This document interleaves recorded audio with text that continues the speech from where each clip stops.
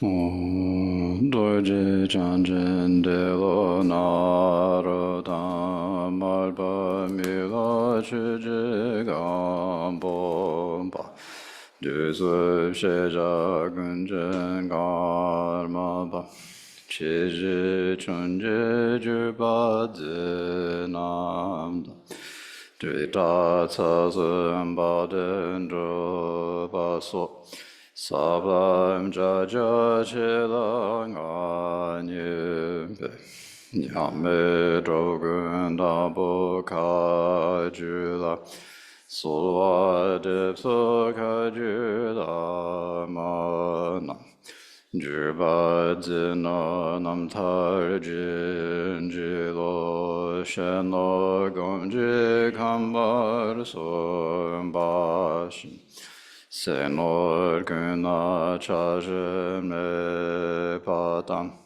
Sendi de Tajbe Gom Chena Yegur Shamba Mebar Jinjilo Mugu Gomji Gor Sumbashin Mengader Gojibila Malam Jundu Sulva Deben Gom Chena Jumi Mugu Jewar Jinjilo Yeng Me Gom Jingujir Sumbashin Kanjar Dobeng O Somade Majid de Karjobe Gom Chena Gomjala Tandalvar Jinjilo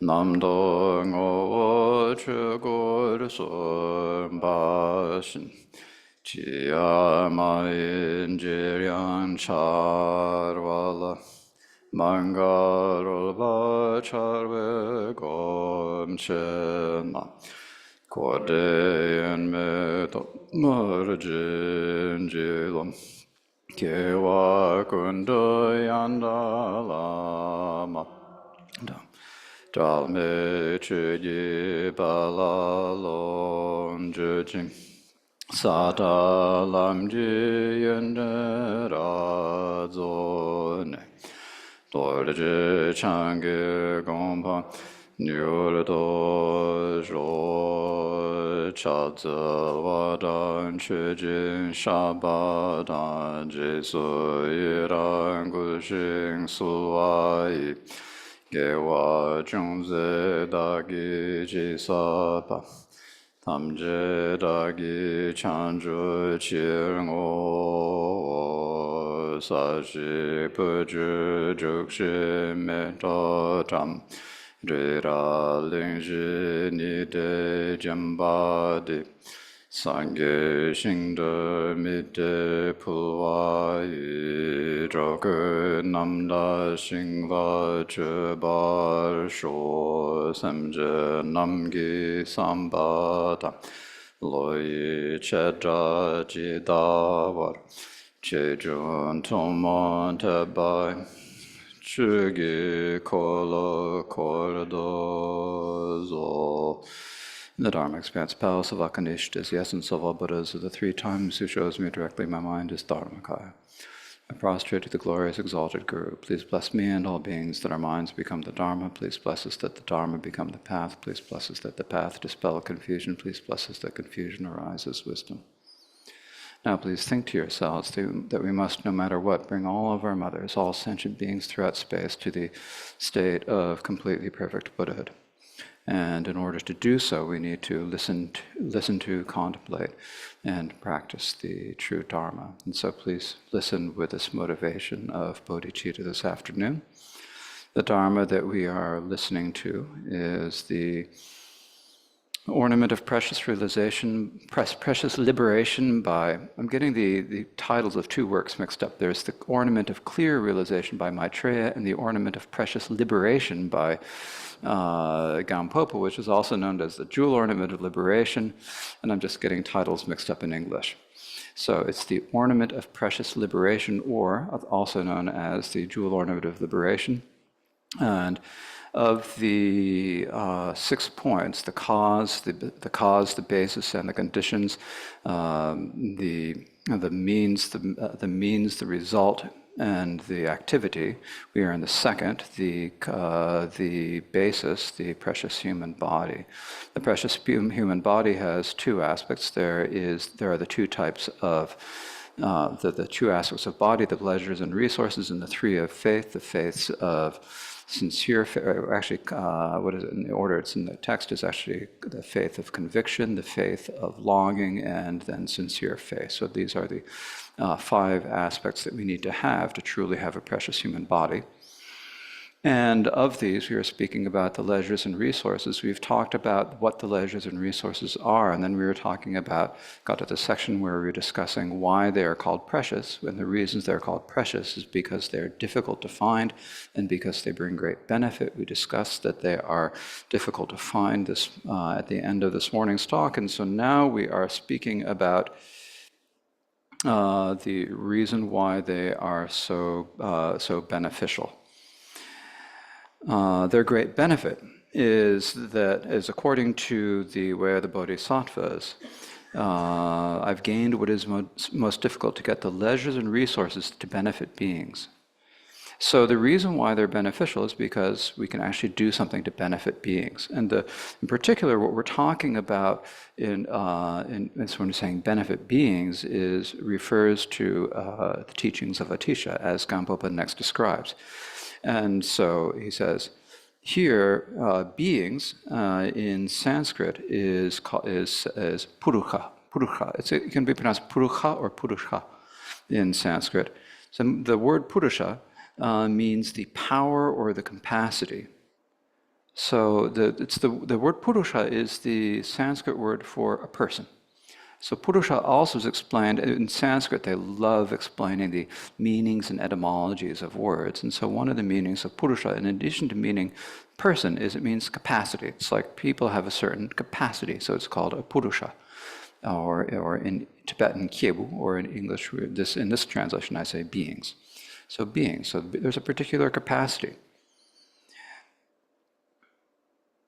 And so so the word Purusha means the power or the capacity.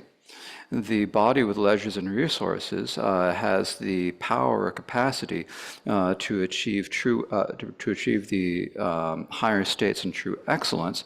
So it is called a Purusha, or a being. Okay, so the power to achieve higher states and true excellence. This means that because we have this human body, we have the ability to, if we strive for it, do something to achieve a rebirth in the higher realm in our next lifetime. That's the higher states, or true excellence, the results of the Buddhist path, which is either the results of liberation or the results of becoming a bodhisattva and eventually reaching Buddhahood. We have that capacity. So that's why it's called, in Sanskrit, the word is purusha. And so, in that capacity, and Khenpo continues, and that capacity that has lesser, medium, and greater, medium, and lesser. So there are also greater, medium, and lesser beings. Actually, in the text, it's just saying greater and medium. It doesn't mention. I'm not sure if this is a typo in this text or not, but it's same here. It says Rabjing Sum. It really should be the greater Rabjing Tamasum in Tibetan, or the greater, medium, and lesser. And so in this way, according to the lamp for the path of enlightenment, it says, except I didn't take this quote down. And know that there are 3 types of individuals, the lesser, middling, and the supreme. So there are 3 types of beings, depending upon your own particular capacity, your own particular interest. And so this is from a text by Atisha called The Lamp for the Path for Awakening. So Atisha was a great Indian master who came to Tibet and they asked him to write this text summarizing the path, and he wrote it. It's like 64 verses long. This would be a good text to do sometime, except we're going to be stuck on we're going to be doing this text for a long time. Otherwise, we could have done the Atisha's Lamp for the Path for Awakening. But at any rate, it's a wonderful short text that goes over all of the stages of practicing the text, like this one does, not in as much detail. But it also mentions the paths of the lesser and the medium individuals, while this text only talks about the path of the greater individuals. So,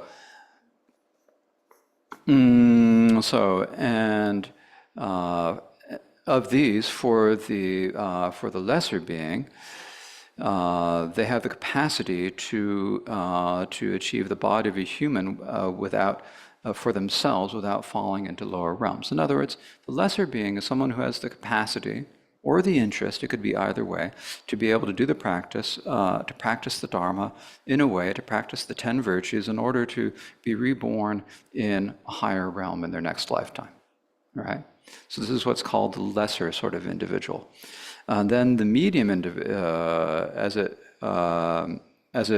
says, and so regarding that, those who by whatever means pursue for their own sake merely the pleasures of samsara are known as the lowest persons. So these are people who want the pleasures of samsara, which means rebirth in the higher realms of gods or humans, where there is a greater degree of pleasure and lesser degree of suffering or manifest suffering. The suffering of suffering. And so that's their capacity. That's what they're able to do in this lifetime with their body. So they're considered the lesser human being. So actually, when you think about this lesser human being, there are a lot of people who aren't even able to do that. They're still human beings. So another way of looking at it is that with the lesser human beings, you have got two levels. You've got the basic and you've got the special. This is like the special version of the lesser being. The basic people are people who just want to get by in this lifetime, don't think anything about the future lives, and so forth. And so they're just interested in that. But in the context of Dharma practice, when you're talking about practicing the Dharma, you're talking about someone who is interested in practicing for the future. If they're a Christian, they're interested in practicing for the sake of achieving, rebirth in heaven. But they don't call it rebirth, afterlife in heaven, whatever you call it. They want to go to heaven. And then, they'll wait until they die because they know they have to wait till they die. But they want to go to heaven. They want to meet their maker. So that's like the version of this lesser being. Is it good? Of course, it's excellent. Okay? So it's always important to remember that all these stages are absolutely excellent. I'm going kind of quickly because there's a lot to go through. The middling individual has the capacity to liberate themselves from samsara and achieve the state of peace and happiness. In other words, the middling individual is someone who has the capacity to practice like the Theravada or other similar path, and then achieve the level of arhatship, achieve nirvana. We spoke about this yesterday, the people who achieve nirvana then hang out in cessation with a mental body for eons until they're reawakened and then begin the path to enlightenment. So that's what their capacity is.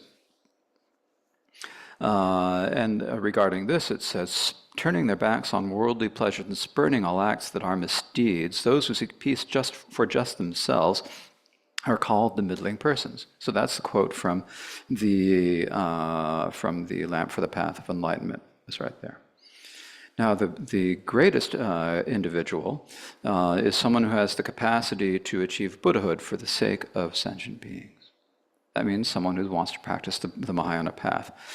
As for that, it says, those persons who, from the suffering in their own being, truly wish to fully end all miseries of others are supreme. So this is the supreme type of individual. So when we talk about these three different types of individuals, and like with the lowest type of individual, we have the ordinary and the special, or what did I say? Anyways, well, we have the two levels of the lowest individual, and then we have the middling and the supreme. What we have to realize is that it sounds like it's 3 different or 4 different types of people, but it's actually just the different stages for the same individual. It's not like one person is definitely going to be going just for the lower type. One person is a supreme type. It means that actually before you even want to, like before you can even want to become a bodhisattva and achieve Buddhahood, you have to at least want to have happiness for yourself. That means you have to at least be the lower person. So it's like a stage in the path. There are like 3 different stages of the path that you can go through. And it's not like one is bad. The teachings the teachings that are appropriate for one being at a particular time are the teachings they need. And they're good. They're the right teachings for them at that time. And there's nothing wrong with that. But we should understand, of course, to achieve Buddhahood, if that's your highest goal, then that's the supreme path, but it's not supreme in terms of one person being inherently better than another. It's just different stages for the same individual. I've already gone through that. Yeah, and also Master Chandragomi said about the great benefit. Someone who, those who once that which when they achieve it, you're able to bring beings out of the ocean of birth, and plant in them the virtuous seed of supreme enlightenment, is even more beneficial or has even greater qualities than a wish-fulfilling jewel. So this being human is this humanness what else could have a greater result than being human? So those who have found this those people who have found the great strength of mind have found something that even the gods and Nagas and Asuras, the Garudas, the Vidyaras, the Kinnaras, and the Mahoragas haven't found. So we have something that all these other beings that are discussed in Sanskrit mythology, all the sort of like gods and spirits who are powerful spirits that beings would pray to, the Nagas and the humans and various other spirits. Being just a regular human, we have this capacity that they don't have, because we can bring all other sentient beings out of suffering. We can benefit ourselves, we can benefit other sentient beings. And so for this reason, this human body that we have is extremely beneficial. So Gampopa continues. With this human body, with leisures and resources, we are able to give up non-virtue. We are able to practice virtue. We are able to cross the ocean of samsara. We are able to progress down the path of awakening, and we are able to achieve the perfect Buddhahood. This is what is special about our human body. And we have to recognize that this is an incredible chance that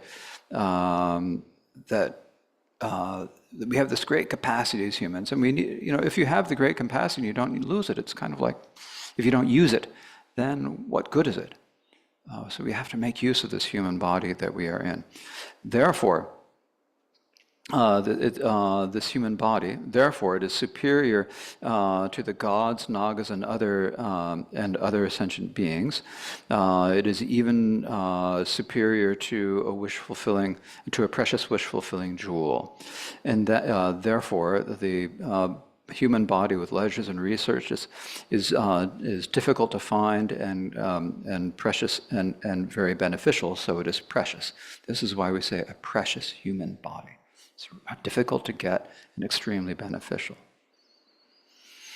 So it is difficult, in this way, it is difficult to find and greatly beneficial, but it is easily destroyed. There's no one who is able to restore your life.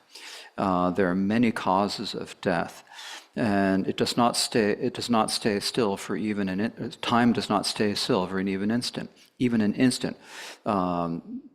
As it says in the way of the Bodhisattva, it is not right to sit content and say, I will not die today. It is inevitable. The time will come when I will cease to be.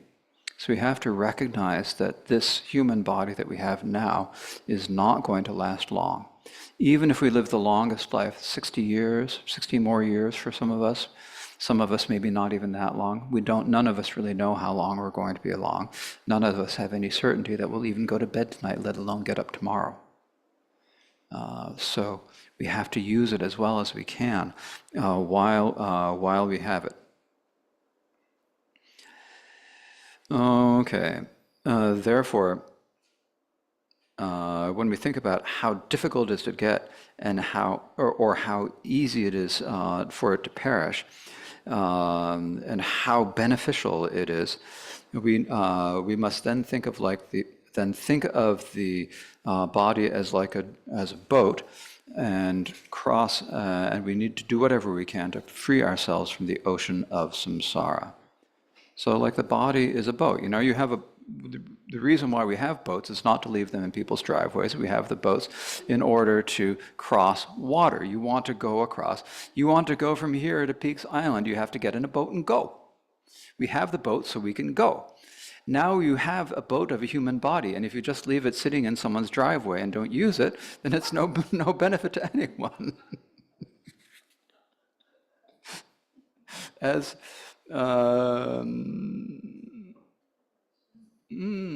what does it say? I thought I put this quote in here. Where did it go? Where's the boat quote?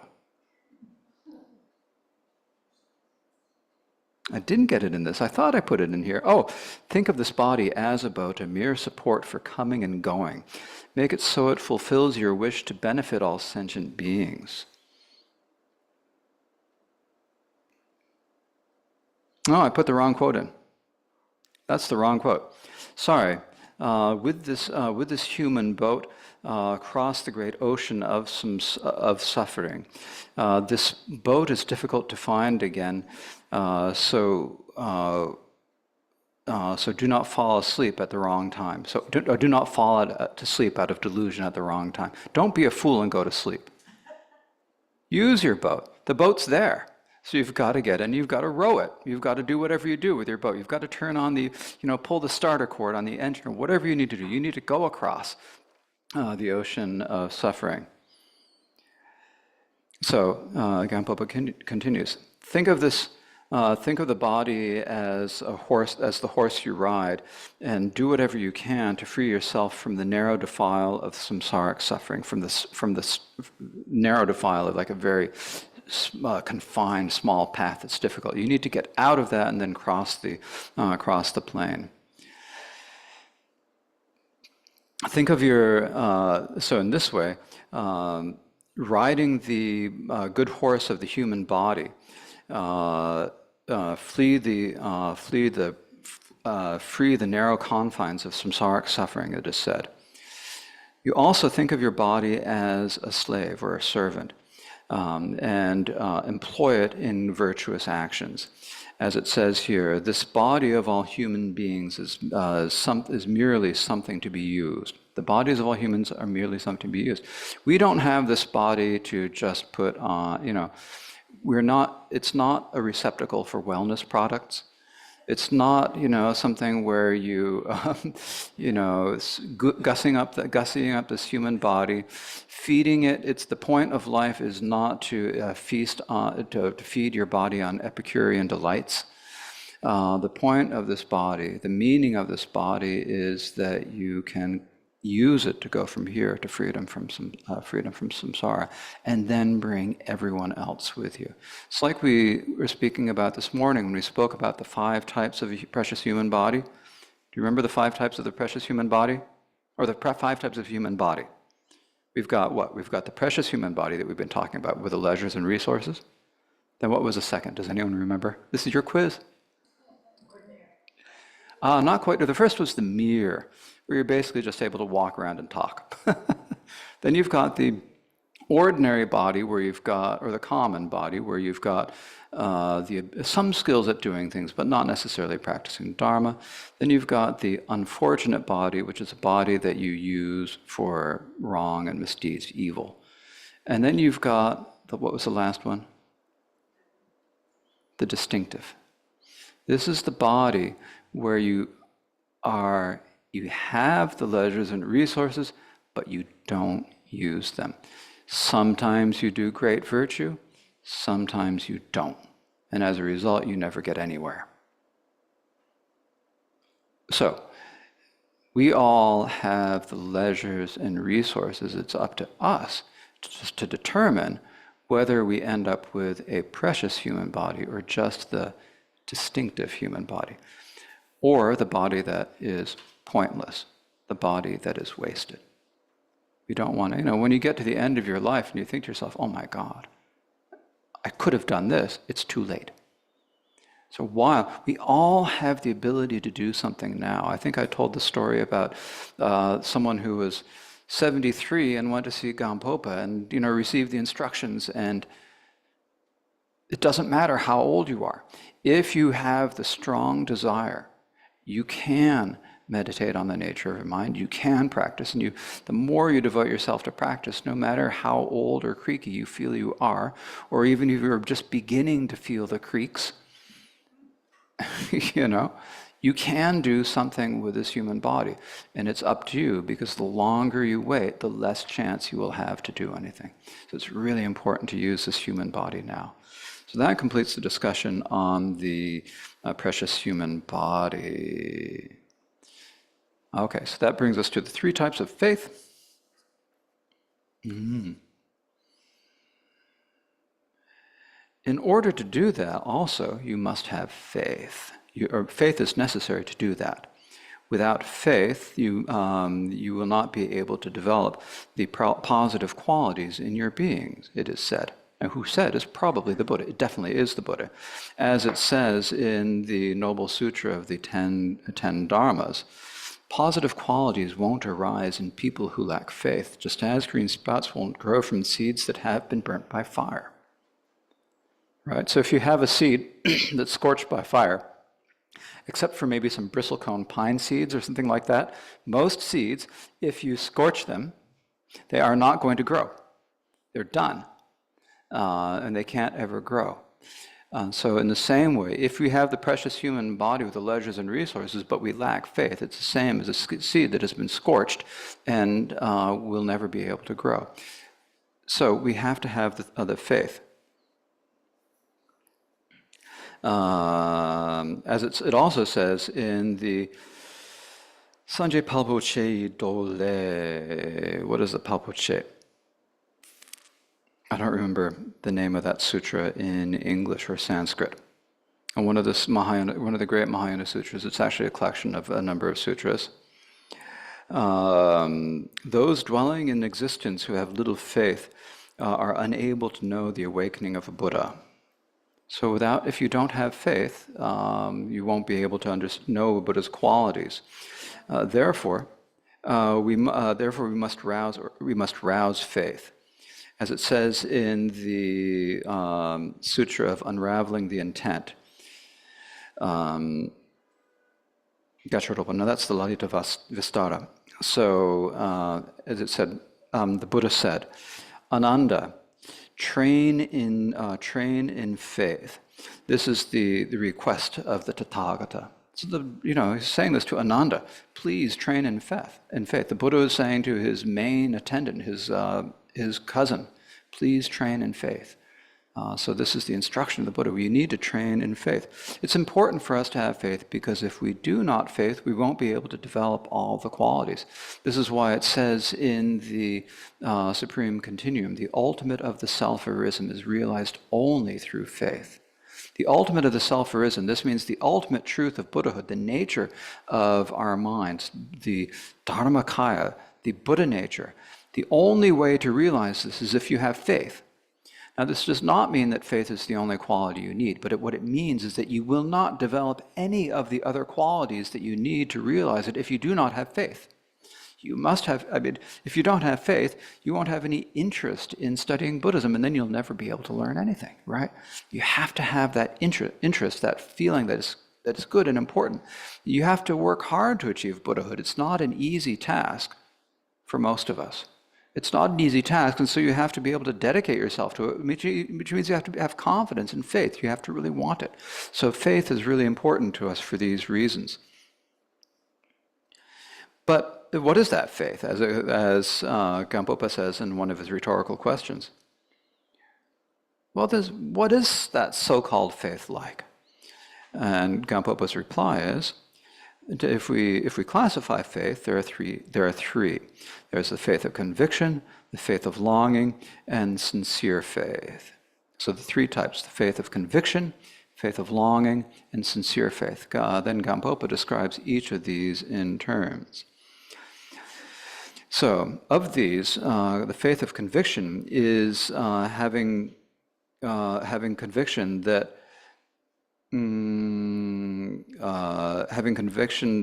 there's that we are born in the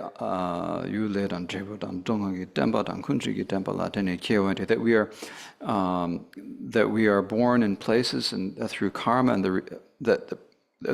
we have to have faith in the places of birth, the karma, results, suffering, the truth of suffering, and the truth of the origin.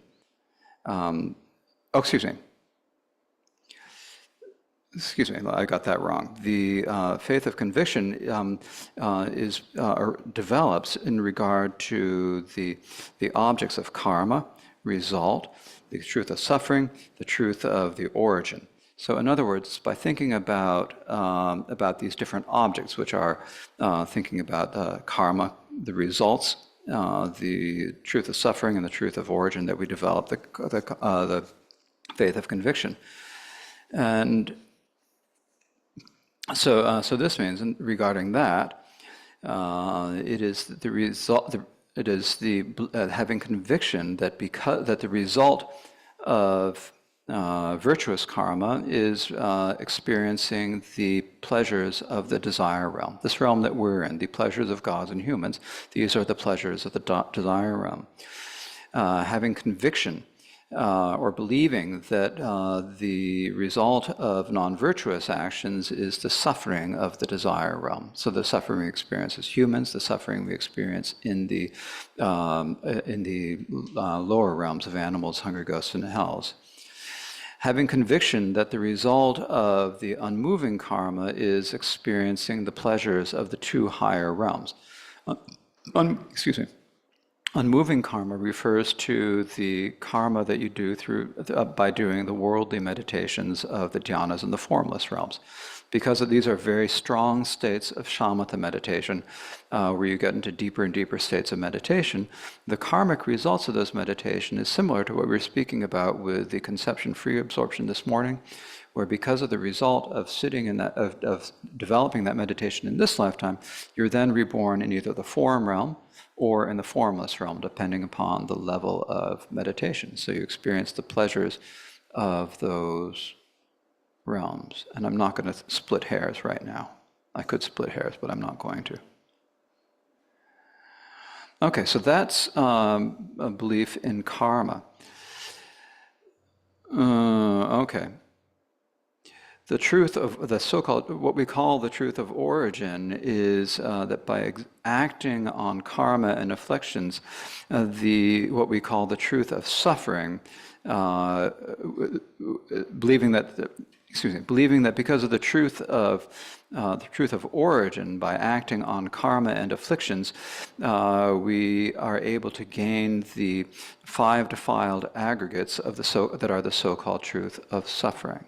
So when you think about what is the truth of suffering, it's our 5 defiled aggregates. That means our body, our feelings, the sensations of mental and physical, the conceptions, the ideas we have about things, the formations are the other mental factors, and then consciousness, which is just the mere awareness of an object. So these 5 aggregates in any given moment, when they are the results of karma, are the truth of suffering.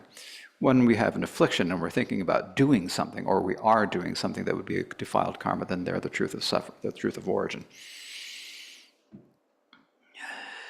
And then, so that's the truth of the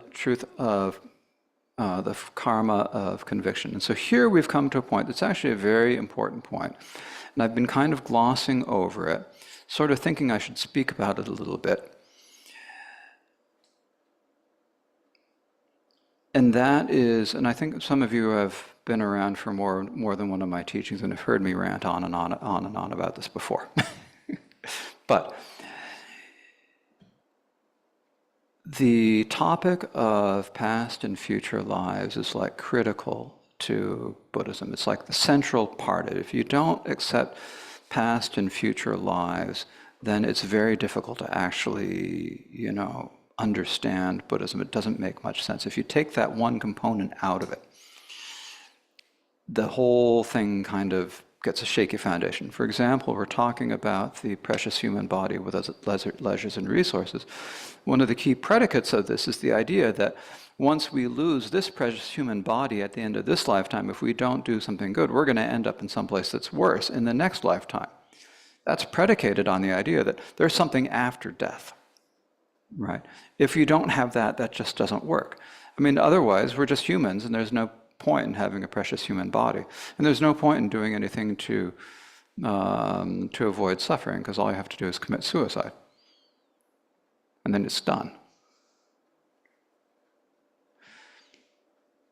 So if you don't have that conviction, the whole topic about the six realms and all that, that doesn't, because there's no connection. The animals are animals and then they die.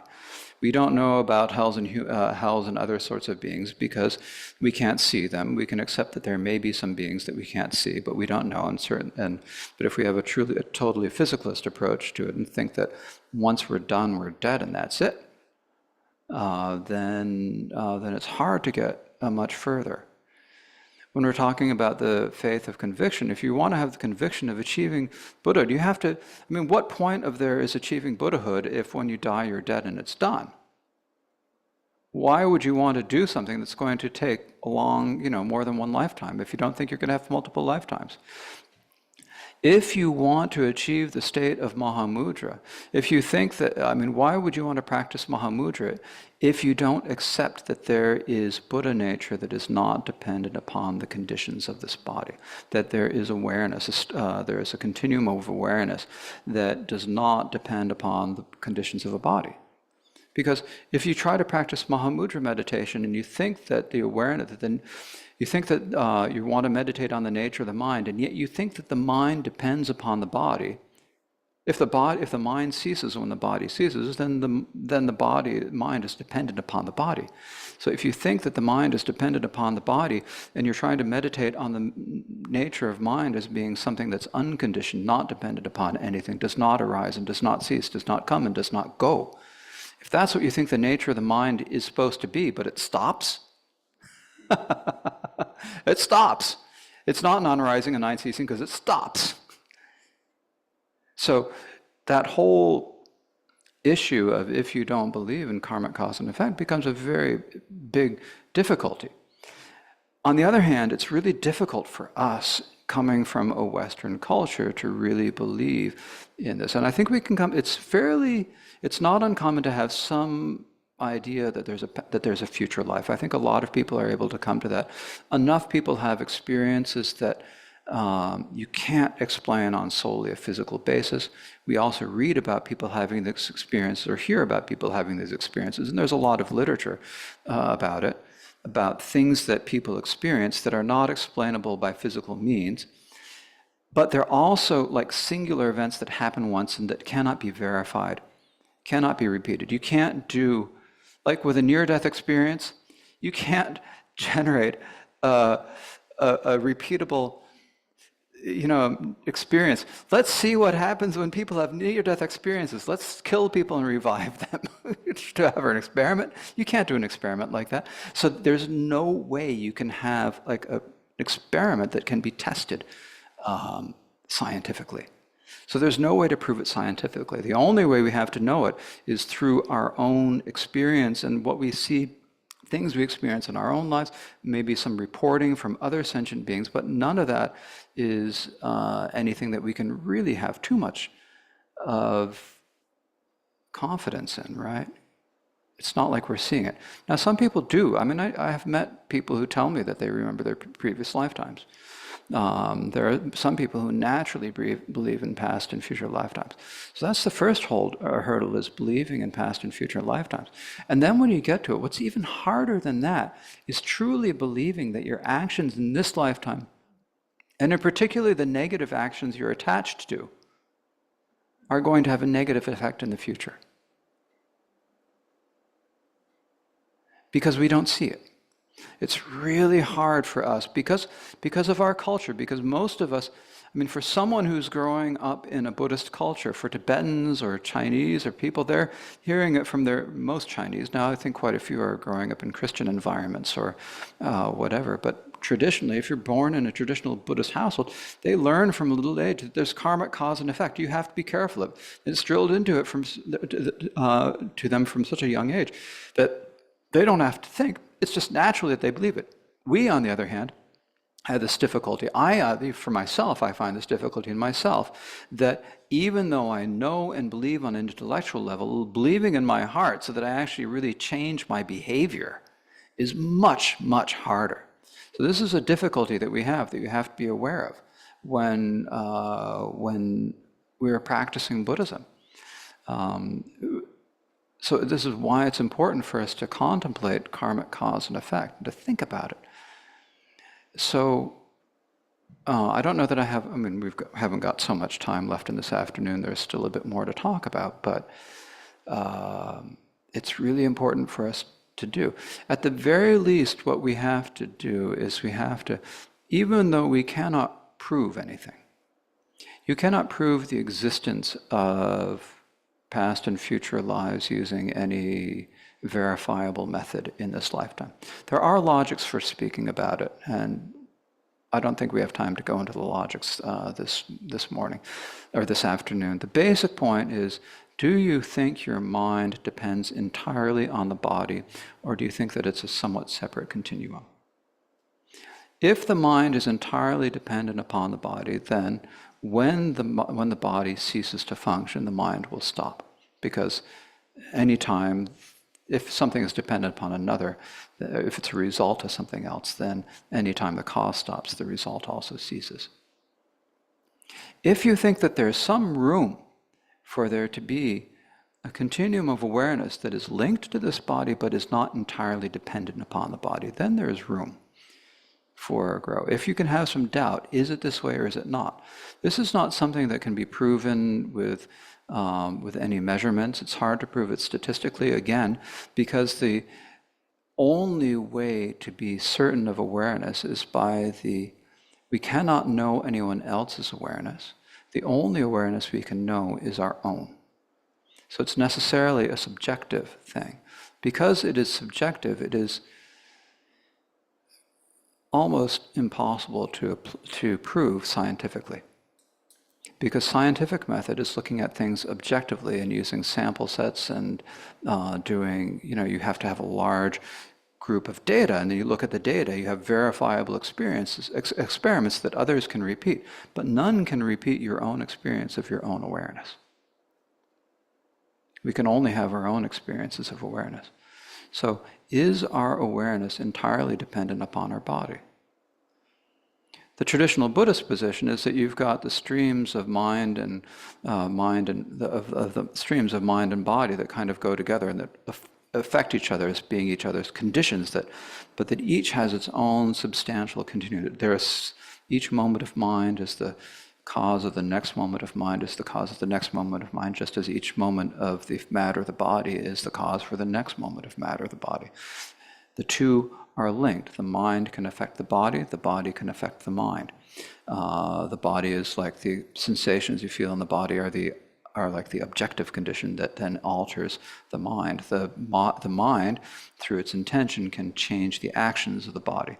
You can decide to move your arm mentally. You decide mentally to move your arm, and then you move your arm. And so this is the relation of cause and effect. Now, neuroscientists have been researching this quite a bit, and there's very interesting research. And I'm not totally current on it. That's more Cortland Dahl and all the folks over in Tergar who are working on that with know much more about it than I do. But the question is there room for there to be a separate continuum of mind. If there is, then there's room for there to be past and future lives, and then there's a possibility for there to be karma, cause, and effect. So this is where you have to start. I don't think there's any way to disprove the continuum of the existence of a separate continuum of mind, a dualistic. In other words, this is on a relative level, this is a dualistic philosophy. There's no way to disprove it's there. Just as you cannot prove it by scientific means, you also cannot disprove it by scientific means. The other way of thinking about it is on an epistemological level. You've got the continuum of the mind. Whenever we are evaluating things subjectively. For example, you have your scientific experiment and you have a lot of data that you are, I'm going way off on the deep end, I'm sorry. You have a scientific experiment, you have a lot of data that you're looking at. That data, on the one hand, it seems like it's something objective. You do your program, you do your sample set, and you end up with, this statistical set of thousands or millions of data points, whatever, depending on the experiment you're doing.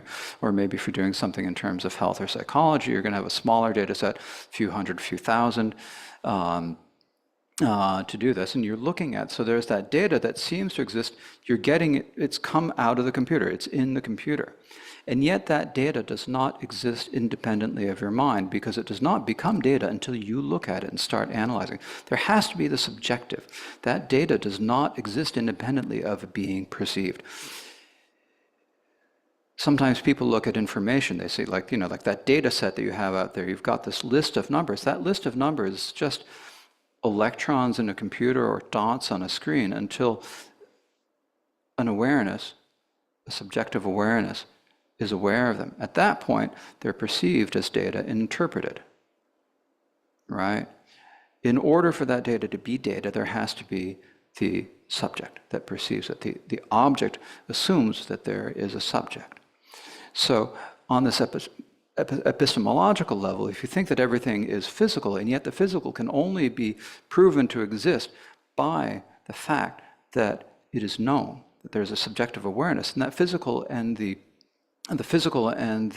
mental cannot be separate. Therefore, there has to be a separate thing. We also know that the mental can know things independently of the physical. For example, is when you have a dream. There's nothing there that's known, and yet you know something. This doesn't change when you're having a dream, there's nothing that's known and you see something. This doesn't change the fact that there's electrical activity or something going on in the brain during the dream. That's not related to the point. There's awareness at that point of things that are not there, and yet you know them. So anytime there is knowledge of something, anytime you have some scientific proof of something on an objective level, there also has to be a subjective element, otherwise no one would know it. If you run the experiment and the display comes up on the computer and no one is looking at it,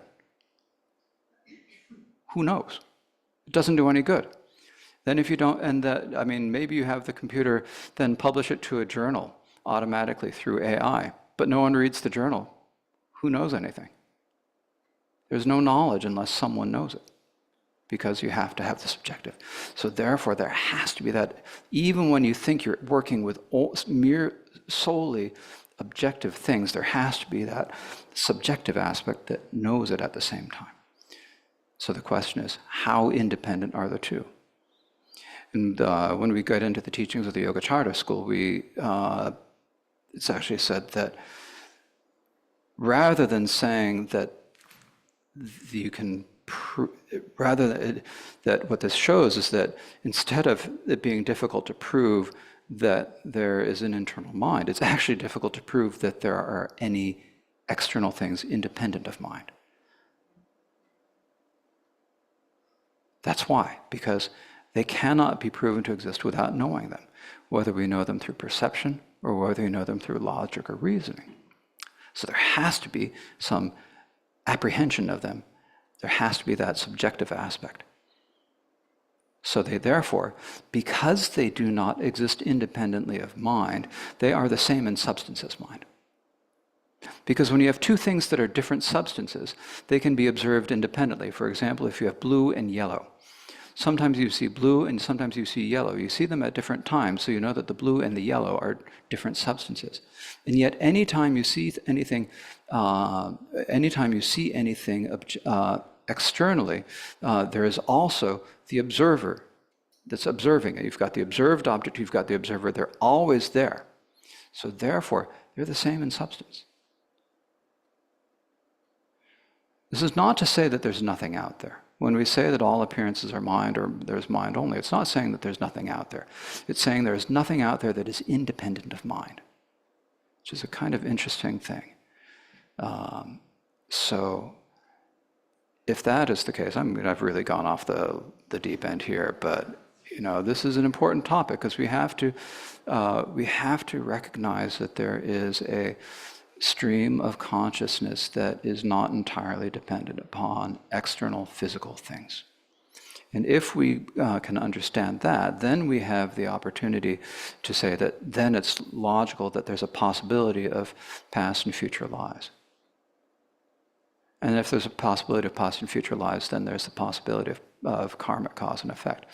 And the way we get there is you think about logic such as what I've just been saying, or you can think about the teachings on karmic cause and effect that are in teachings such as the Words of My Perfect Teacher and the Torch of True Meaning. But the problem with those is that they kind of presuppose that you already kind of believe it.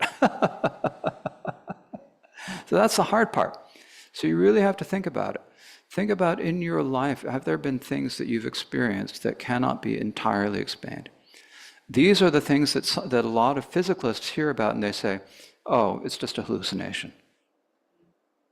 There's a lot of just a hallucination, just a hallucination. Well, are you certain?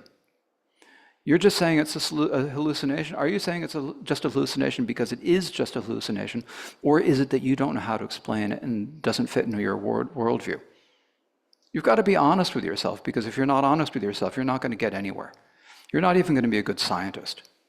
If you're not willing to question your basic beliefs, how can you even, if you've got this philosophical belief that everything is physical, and then nothing else that's it, nothing else, that's how it is, that's a philosophical belief. You don't have the open mind that you need to really inquire about things scientifically, much less do a Buddhist inquiry. Okay, I should. Where did we get to?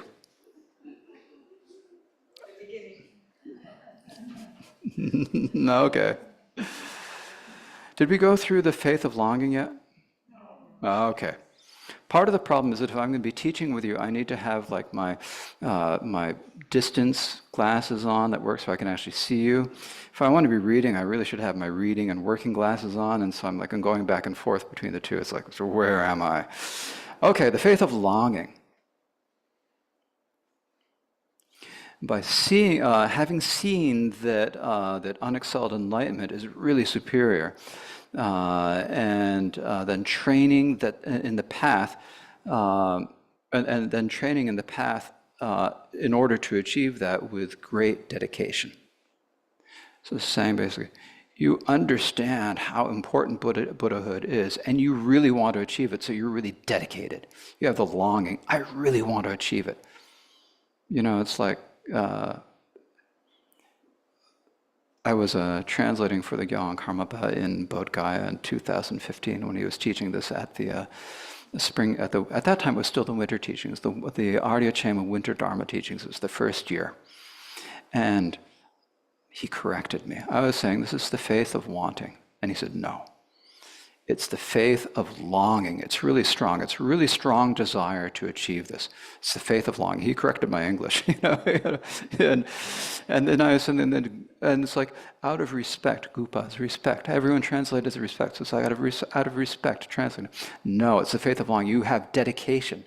You have to have dedication to this. So the Tibetan word gupa is like dedication. You really want to do it. You're going to dedicate yourself to do this. It's like you really got to do it. So the faith of longing here is like, what can I do to achieve Buddhahood? What can I do? I mean, there's a quote that goes, The bodhisattvas always think, what can I do today to gather the accumulations of merit and wisdom? What can I do to benefit beings? What can I do? Is there something I can do to achieve, gather the accumulation of merit and wisdom so that I can, achieve Buddhahood? What can I do to benefit beings today? Is there something I can do? And always thinking this, always in mind, that longing of wanting to do it. Because if you don't really want to do it, if there's something hard that you have to do and you're kind of lukewarm about it, you're never going to finish. So you have to really want to do it. If you really want to do it, you can achieve Buddhahood. You have to want to. So this faith of longing, the Gyalwang Karmapa said, is the most important of the three types of faith. Because if you don't have longing, you're never going to actually achieve it. Some people say that the faith of conviction is important. That is looking at it in terms of the fact that if you don't have conviction, that conviction is really necessary for going down the path. You have to have that. You have to believe it if you're going to go. But that conviction doesn't come unless you have the longing. Anyways, where did we get to? Dangwe Deba, yes. So now we're at sincere faith. This arises on the basis of the three jewels. It's a feeling of sincerity, a feeling of sincerity or purity towards the teacher of towards the jewel of the Buddha, because he teaches the path, towards the jewel of the Dharma that is the path, and to the jewel of the Sangha that is our companion while we're practicing the path, and a feeling and also longing and dedication for the jewel of the Sangha that are our companions in the path. I think there's a redundant passage in this edition. I'm looking at it, repeat some words. But basically it's having a feeling of sincere interest and joy. It's like, there's Dangwa here, the word in Tibetan, it's prasanna in Sanskrit. It means like purity of mind, like pure quality of mind. This is a basic quality of mind that you have anytime you're doing something virtuous. This is one of the reasons why it's so nice to do something like be generous or whatever. You have this feeling of purity of the mind. It's like sincerity. The word sincere in English originally comes from the word meaning pure, being pure. Like there's and we have a sincere quality in your mind. You think of the jewels and you feel like this purity, sincerity of your mind. That is the sincere faith. When you think of the Dharma, when you think of the Sangha, when you think of your teachers, when you think of your Dharma friends, the Sangha, you feel the sincere faith. They're benefiting, they're helping you. That is what we're talking about. So it's like this purity of mind. And every time you do something virtuous, whether you want to have it there or not, it's there, right? So it's one of the factors, it's one of the virtuous mental factors. So anytime you do anything virtuous, there's that quality of faith. It's really important. This is a sort of faith where sometimes it's talked about as like you have the faith that a small child will have. They walk into a temple and they see these beautiful Buddha statues and like they're going, wow. Or a tourist that walks in and goes, wow. And then takes their picture and walks out. Actually, these days, the tourists walk in, they see that and they go, oh, take their selfie in front of them. Okay, where are we? Yes. Regarding that, from the Abhidharma, what is faith? Faith is conviction in karma, the results, the truths, and the jewels. It is longing and it is purity of mind, it says. Also from the precious garland, the Ratnavali. Okay, so it is that which does not discard the Dharma out of desire, hatred, fear, or delusion. Someone who does not discard the Dharma out of desire, hatred, fear, or delusion is someone who has faith.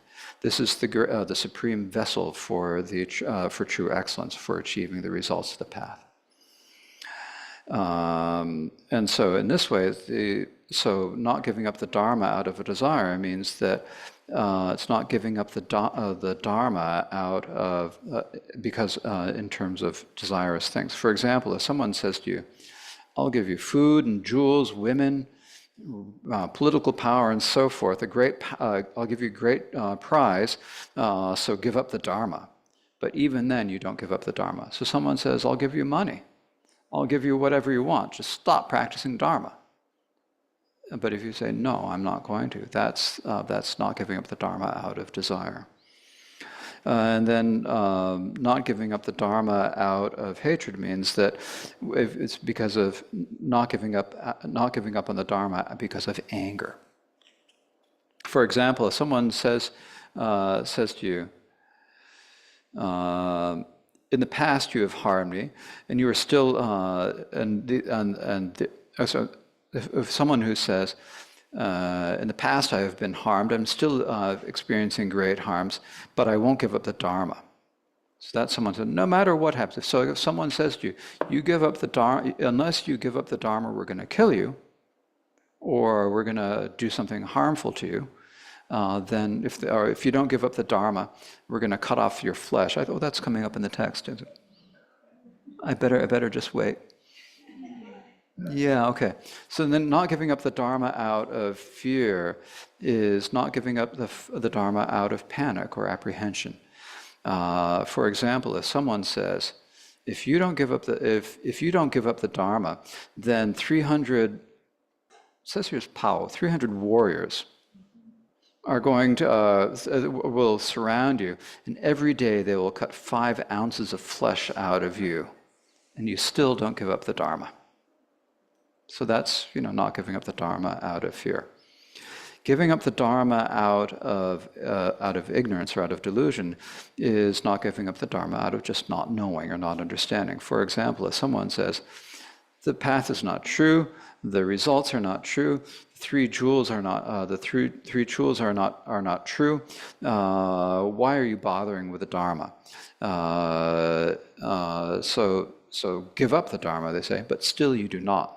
So that's not giving up the faith out of delusion. So in these 4 ways, so if you have these 4 aspects, then that's someone who has faith. So these are telling us what shows if you have faith or not. If you're not going to give up the Dharma out of desire, out of hatred, fear, or delusion, then you really have faith. But if someone's going to come up to you and say, I'll give you stock options, I'll give you everything, you can own 50% of my unicorn, then I'll give you a tech company if you want it, and then you can buy Twitter. No, you can't buy Twitter. You can buy X.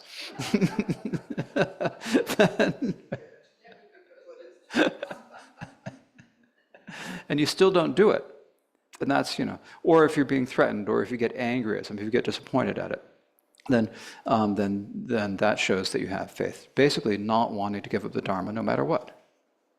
Oh, you have a question? Yeah, but what if the fear is more about what is it going to be like to be enlightened? Oh. I mean, it sounds kind of weird. Well, the fear is, what is it like to be enlightened? Yeah, I mean, you're working towards being enlightened. Right. And I feel like I'm dragging my feet because I'm a little bit worried about what this is going to be like. Well, yeah, we often have problems with the result because we just don't know. We don't understand what it is. So the question for those of you listening online is, what if it's about fear of being enlightenment? We don't know what it's like to be enlightened, so we're kind of dragging our feet in practice. We don't really know. This is, I think, something where we have to really think about what the nature of Buddha nature is, what the nature of a Buddha is, what our own nature is, what the nature of a Buddha is. Trungpa Rinpoche often spoke about this as saying, you don't have to worry about when you realize the nature of the mind that something's going to cease, that you're going to become a rock. It's not that. Actually, everything continues. I think that being enlightened, there's the Zen saying that it's first that you thought that mountains weren't mountains, then you thought that mountains were not mountains, then you realize that mountains are mountains. It's sort of like there's something that's actually just more simple. Your experience is not going to change.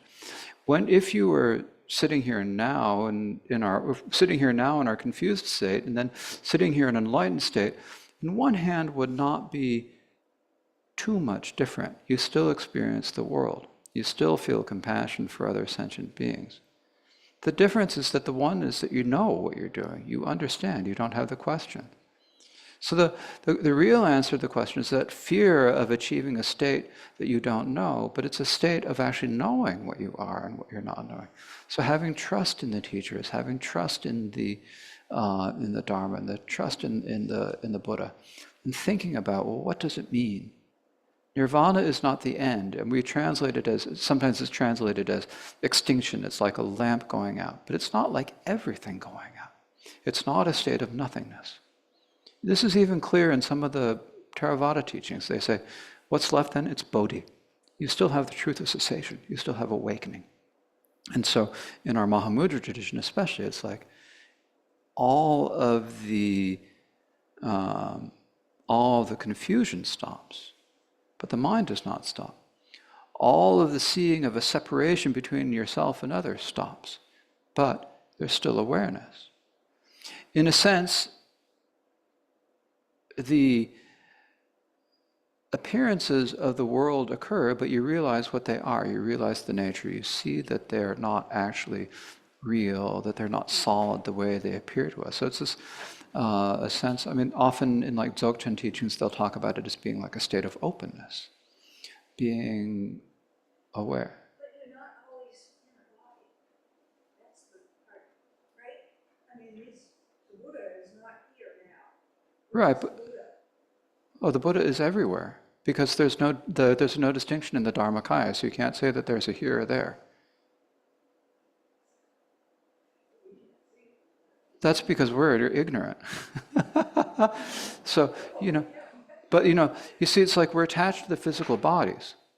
The physical body is, of course, going to cease at some point, but the mind is going to go on. If at that point when our physical body ceases, we're attached to the physical, still attached to the physical body and miss the physical body, then we're not going to be able to go on to where we need to go. And we're going to end up getting stuck in samsara again. So it's important for us to realize this physical body is just an illusion. It's like a dream. It's nothing different. You wake up in the morning from a dream and the dream is done. But your awareness is continuing. When you wake up from the dream of this lifetime, then the mind will be continuing.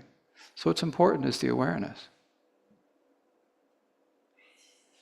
I think what might be helpful is like you're doing Vajrasattva practice. So you can imagine in your Vajrasattva practice that Vajrasattva this is an obscuration, right?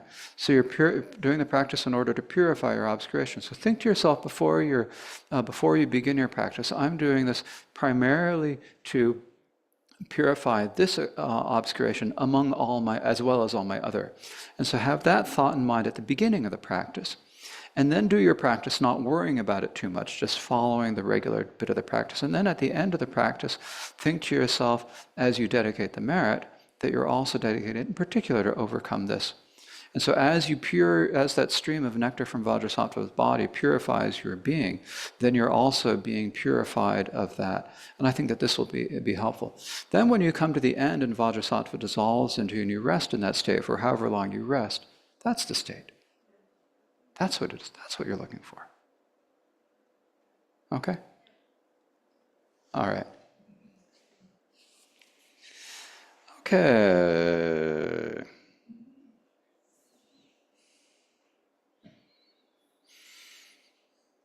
So now next, Gampopa speaks about the benefits of having such faith. So if you have those faiths, there are innumerable benefits.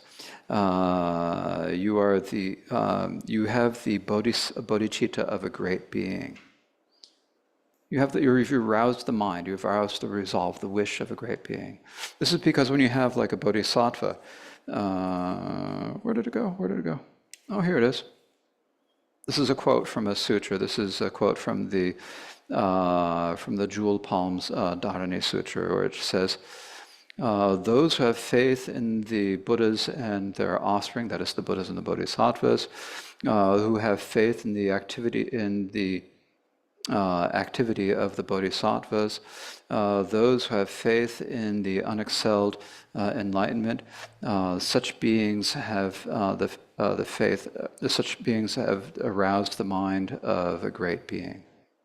So when you have faith in the Buddha and the bodhisattvas and their activity and so forth. That's when you get it. Because if you don't have faith, how are you going to arouse bodhicitta? You have to have some faith if you're going to arouse bodhicitta, right? You have this faith that if you do this, if you've undertaken a huge task, you have this faith that, yes, I can actually gain some sort of a result by doing this, right? If you don't have this faith, you wouldn't do it to begin with. The fact that you have taken the bodhisattva vows, many of you, most of you, is a sign that you have that faith. The fact that you have taken the refuge vows shows that you have that faith. So this is excellent. But we need to continue and develop that faith. So faith is really extremely important. I mean, I might as well just have another digression. Because there's a real different understanding of faith, and I think this is, sometimes maybe it would be better to translate it with a different word than faith, because the Tibetan depa and the Sanskrit shraddha have slightly different connotations than the English word faith, because we get our understanding of faith primarily in this culture from Christianity.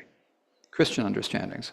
I mean, there may be something about Jewish understandings of faith, but I really haven't studied enough about Jewish theology to know about that. I've read a bit about Christianity to kind of understand a little bit. Not that I have a deep understanding of Christianity at any rate.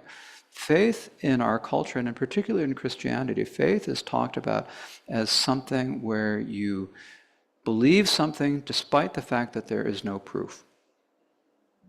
Something that you can't prove, but you believe it anyways. The existence of God is primary among that. I mean, Christian theologians have been torturing themselves over the existence of God, or proof of the existence of God, from, I don't know if it's in St. Augustine, because I haven't read all of his works, but it's certainly from the time of Thomas Aquinas and the medieval philosophers. You've got St. Anselm's ontological proof of God. You've got St. Thomas of Aquinas' 5 proofs of gods, which are actually based upon Aristotle's proofs. So, or Aristotelian ideas of causality, the idea that you have to have someone who got it started in the beginning. But there's something that you can't prove. All of the proofs that the Christian theologians have come up with have either been proven or have been disproven, such as the 5 proofs of Saint Thomas, or you've got the ontological proof, which has been a never-ending source of pain for philosophers in Western culture. It doesn't really prove it, but it's hard to disprove. The ontological proof is saying that there is a God because God is defined as being that which there is nothing greater can be conceived. And because of everything you can conceive can be rated on a scale of greatness, if God is the greatest of all of those things you can conceive of, then there must be a God, because there must be something than which nothing greater can be conceived. It's a very subtle proof. But we won't worry about that proof, because we don't need to talk about Christian theology right now. The point is that you can't really come to a really satisfying, concrete way of saying there is a God. Instead, in Christianity, what's really important is that you have to believe. You have to believe that there is a God, that he had a son, Jesus, who he sent to this world to save us from our sins. This is something that you have to believe, and there's no objective proof of it. And this is, so when we talk about a faith, that faith has a bad reputation among particularly physicalists who say it's bad because you don't have something backing it up. Faith means that you have something that can't be proven. But this is not what we mean in Buddhist faith. Buddhist faith, you have to be able to say, yes, this is so. When we talk about I blew through this section on the faith of conviction, but in order for it to be the faith of conviction, you have to be convinced. And you have to have a good reason. You have to believe for yourself that, yes, it is so that if I perform negative actions, they will result in a bad karmic result in future lives. You have to have some reason for believing. You have to believe it. You have to go through this. It's not enough to say that It's not enough to say, the Buddha said it. Oh, the Buddha said it, so it must be true. It's in a sutra. The Bible says. That's not enough for us. You have to come to the point where you actually believe because you've examined and you've thought and you've decided, yes, this is the case. That's when you get the faith of conviction. So in this sense, achieving the faith of conviction in karma is very difficult because it requires a greater degree of understanding, a greater degree of seeing than it's easy for us to get to. In fact, it is said in the teachings that you don't actually achieve the faith of conviction until you're on the greater stages of the path of accumulation. And where are we? We're on this beginning of the path of accumulation, if we're even there. Right? So this is something it said, it's difficult to get to, it's hard to get there. Once you get to that point of the path of accumulation, so at the beginning we have to work out of the faith of longing and the sincere faith, and we have to come to some understanding or at least intellectually convinced about karma, cause and effect and other things. But to have that real conviction, that is going to only come later. But that's the real conviction that you really need in order to go down the path. So faith does not mean believing something just because it says so. No matter who we believe, and if we think that the Buddha is the greatest authority and we believe the sutras of the Buddha, that's fine, but it is not the same as actually believing it for yourself. This is why the Buddha said, like burning, splitting, and polishing gold, examine carefully my words. Do not accept them out of faith. You have to look. You have to examine. Use your own intelligence, because we have intelligence. You have to use it. You can't just let it sit there, because if you just go on it merely on others, on someone else's say-so, even the Buddhas, it's not going to be strong enough to really motivate you to practice the path. So this is kind of an important difference between faith in Buddhism and faith in Christianity. One is believing despite the fact that there's no proof. And perhaps when I'm speaking about it, it might sound like I'm looking down on the Christian sort of faith. And actually, on the one hand, for the Buddhist practice, I think that that sort of faith is not adequate for Buddhist practice. But for Christian practice, it's a different matter. And in Christianity, it's really important, because if you have this idea of God being inconceivable, beyond and infinite, and yet somehow interacting in this world, all of which makes no logical sense.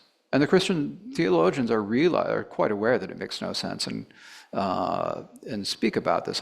They don't say it that way, but basically they understand that there are logical inconsistencies with a God like that. This is why you can't prove the existence of a God. But there's that quality of faith, of being committed, of having that belief that's really important for Christian practice. And that's, I think, the reason why Christian practice is so attractive and so effective for a lot of people. Because people develop this strong faith despite it in any way. They're going to believe no matter what.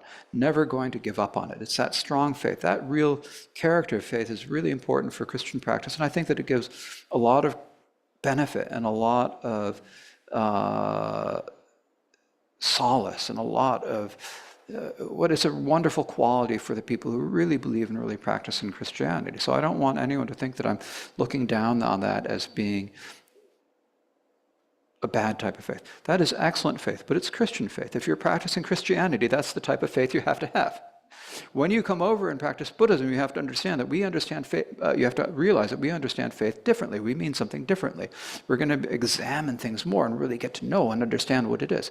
It's not a question of one being better or one being different. It's like there are different understandings based on the different goals of the practice, the different goals. Now, maybe on some ultimate level that I can't really speak to myself. Maybe there's some area where the two come together. Maybe there's not. Maybe one then ends up being superior, one's not. But if you're really committed to the Buddhist practice, and you have to understand that faith is not faith because it says so. The Buddha said so is not enough. Like when you were speaking about Buddha nature last night, we used 3 different types of proof. We had the proof through scriptures. That maybe help you get the faith of the sincere faith. The Buddha said so. Yeah, you can develop sincere faith from that. But that's not going to get you the faith of conviction. That's why you also have to have the faith of logic, of reasoning, of going through and thinking about the reasonings why there is Buddha nature. You have to really consider them. And those are difficult proofs. They're kind of easy to say. They're difficult to really get. And then you also have the proving things by analogy, because that gives you a kind of way to get your mind around it in a way so you can kind of get the framework for it. It's like, this is like the example of the gold and jewels in the poop is such a wonderful example of Buddha nature. The gold does not lose its value when it's in the poop, but it's still gold. Similarly with Buddha nature. So that kind of helps you understand. But that also is not quite enough. You really need to go through the logic of thinking about the three different logics of Buddha nature. You have to think about it for yourself so you really have confidence in it. Otherwise, the faith is not going to be really enough to motivate you to practice the path. So, and thus, if you thus having those faiths have innumerable benefits. You have you rouse the resolve of the supreme individual. You have given up the realms, the states without any leisure. You have sharp and clear faculties, and your discipline will be unweakened. You will banish the afflictions. You will go beyond the reach or the sphere of the Maras. You will have found the path to liberation. You are gathering vast merit. You will see many Buddhas. You'll be blessed by many Buddhas. And so there are innumerable other benefits, qualities such as innumerable other qualities such as these will arise. And regarding this, it says in the Dharani of the jewel palm, having faith in the Buddha and the Buddha's Dharma, having faith in the activity of the bodhisattvas, and if you have faith in unexcelled enlightenment, you have the resolve of a great individual. This is the quote that I read a few moments ago, and so forth. Also, if you have faith, the Buddhas will come. Those also, if you have faith, the Buddhas will come in front of you and teach the Dharma. So, as regarding that, it says in the basket of the bodhisattvas. Therefore, a bodhisattva who then dwells within faith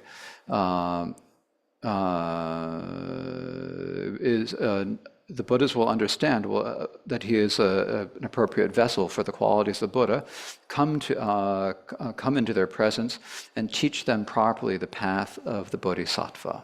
So if we want to be able to receive teachings from a Buddha in the future, you have to have faith.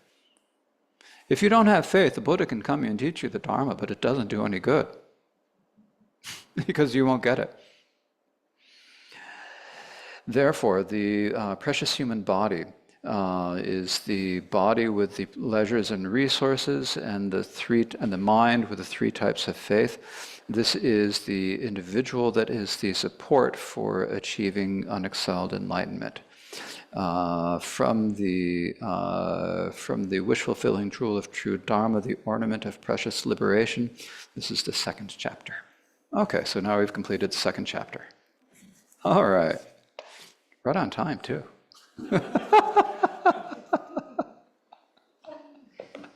Well, okay, I'm 3 minutes late.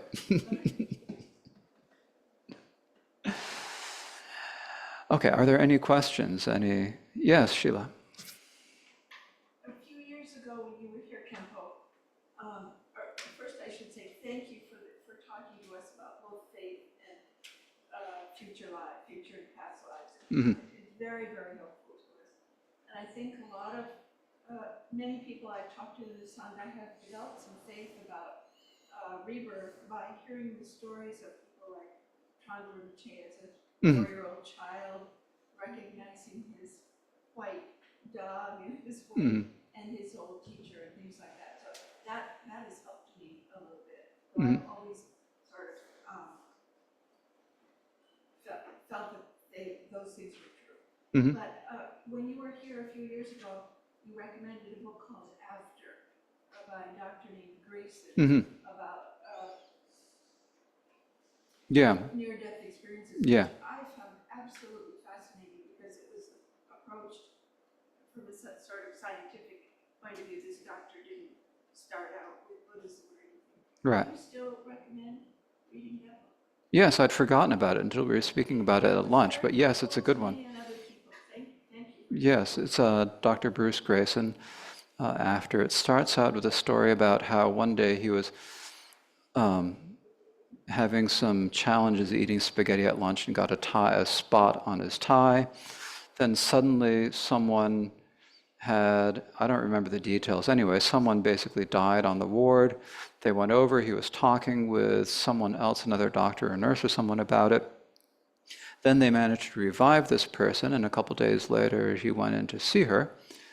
And she said, "Oh, you're the doctor with the spot on your tie." And then she related the entire contents of their conversation in a faraway room. They weren't near her, but she knew she knew everything that they were saying. She knew that he had a spot on his tie, and so this piqued his interest in near-death experiences, and so that he writes about his own, going from a very physicalist, medical, scientific approach to then being more open about that and engaging in research later on in his career. So it is an interesting book to read.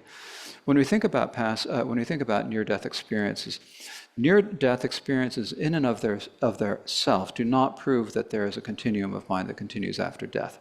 On the other hand, what they do prove is that there is a continuum of mind that does not depend entirely upon the physical body, because there is an awareness that is happening at a time when the brain is not functioning, and often at a point that is remote, from a point of view that is remote from the body. Like I have another friend, one who used to come to the Maine retreats, who had a heart attack and had a near-death experience where he was floating above and watching the paramedics revive him.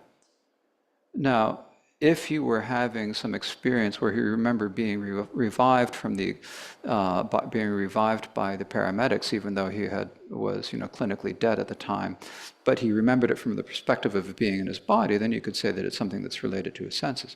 But since his experience was looking down from on top, he's having like a visual experience. He's having the auditory experience of this through some medium other than through his senses, right?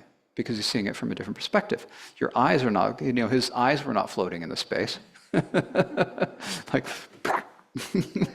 it's nothing like that. It's nothing like that. So that sort of thing, what it proves to me is that the continuum of mind is not dependent 100% upon the activity of the nervous system in this body. And that opens the door to past and future lives. But yes, that is a good one. There's another one, Life After Life by Jim Tucker, that talks about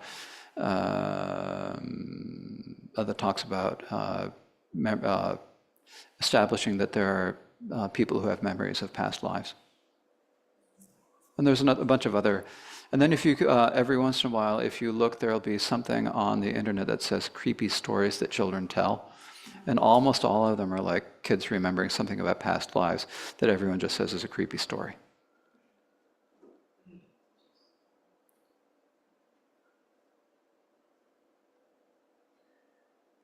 Well, perhaps, maybe, does anyone online have a question? Everyone online? Oh, Linda has a question. Yes, excellent, please. Well, it's not actually a question, it's a thank you, Khenpo, for your teachings this weekend. It's been a lot to take in, and I have a lot to contemplate and think about, but I did want to thank you for the reference to the 84,000 website, the sutras. Oftentimes I think about wanting to read more of the sutras and in reference to different ideas or contemplations. And so I immediately went there, and it's really helpful, and a lot of great work has been done by many people. And I would just encourage anyone that's interested in the sutras to go to that website. It's really quite fantastic. Thank Yeah. you. Oh, thank you very much. That's a wonderful. I know several translators who are working on various texts for 84,000. They're all wonderful people who are working on them. So good people doing good work. And I've had some contact with John Canty and the other editors. Though I'm not working for them myself because I have got other things that I do, it's definitely a wonderful resource. So thank you very much for your kind words for my colleagues. Well, maybe that's enough for this afternoon. We all want to get out and enjoy this afternoon, what remains of this afternoon, I suppose. In the cold weather, a little bit of sunshine. So before we do, though, I would like to thank all of you for. I don't know if we had an official invitation this year, if we just sort of assumed I was going to come back. I think there was an email saying, "When are you going to come back?" So I really appreciate it. I realize that some people think I am a Mainer, but maybe I'm an honorary sort of Mainer, at least in Dharma terms. So I'm very glad. I always enjoy my time here in Portland. I always feel like the time I spend in any place is too short. Really, when we think about it, what you all need is you need to have like some continual development, something to keep you. Because having a few weekend teachings a year with me or Lama Lodra or Lama Pema or whoever else comes, these are all, of course, excellent. It's very good, but to have continual development is something. It's been on my mind in the last few months. What can I do to help centers like this one? And so it's something I'm thinking about. It's something I will be speaking about when I return to Nepal next week and see Choje Lama Wangchuk and Khenpo Cheni and speak with them about what might be possible so that we can get more support for the centers in North America. How can we do this so that we can have continuing education?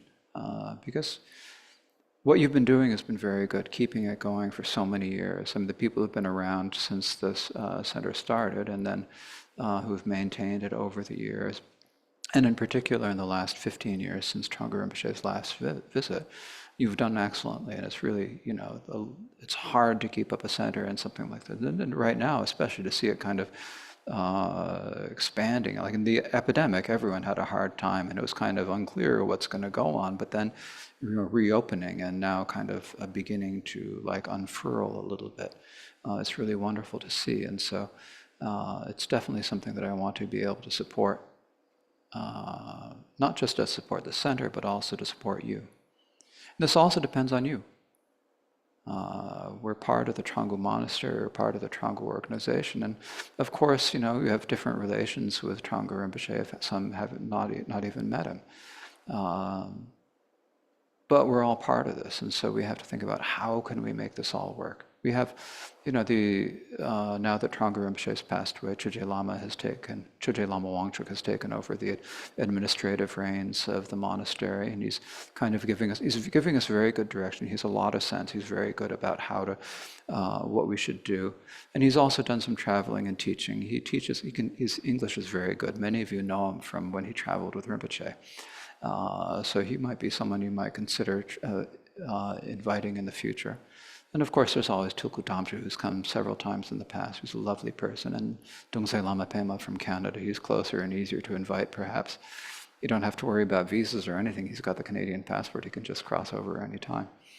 And so I think that all of us, in terms of the Trungpa Monastery organization as a whole, are all very concerned in making sure that people in centers such as this one all have the support you need. So these are things I'm thinking of. I'm not sure how it's going to turn out in the future, but please do know that you all have my best wishes. I'd love to be able to do anything I can to support you. Any of you should feel free to contact me at any time. You can ask. Several of you already have my email or WhatsApp or whatever address, and so if you feel like contacting me, don't hesitate. Please do. I'm happy to answer your questions at any time. 8 years ago, Rinpoche gave me, it's actually just about exactly 8 years ago, Rinpoche gave me the title of Khenpo. So because I've been given this title, it's my responsibility. It's not just for you, it's also because this is something I have to do. It's my responsibility because I have this title. I mean, I could go hide in a room and spend all my day working on esoteric philosophical texts. And then I'd probably finish them quicker. But, it's also my responsibility to make sure that people like you have what you need so that you can progress in your Dharma practice and so that you can feel like there's a way ahead for you. And so I don't have any answers right now. I will be speaking with various people in Nepal and see what we can do. And in any case, I'm very glad to have this opportunity to be here again, to enjoy your hospitality for this visit this time. So thank you all very much. Well, Khenpo, I can't thank you enough for working anyone here. My goodness, this has been such a wonderful teaching. You have grown so much over these years. It's a pleasure to be a part of it. Okay. It really is. Thank you. Thank you for coming. Oh, my pleasure.